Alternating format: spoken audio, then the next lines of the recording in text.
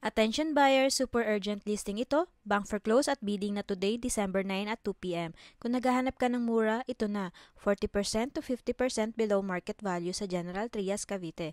Located sa Barangay Navarro, General Trias, Cavite.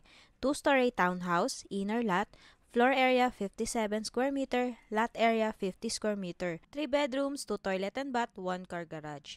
As is where is, at ang pinaka-importante, starting bidding price 1,594,590 only. Reservation fee 50,000. Down payment 10%, so ang 10% DP 159,459.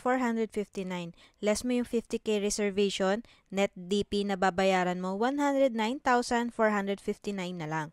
90% bank loan around 1.43 million. Estimated monthly amortization 20 years 13 to 14,200 per month lang.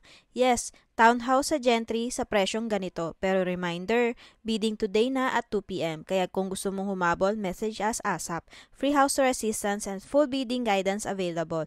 Habol na, hindi araw-araw may ganitong presyo.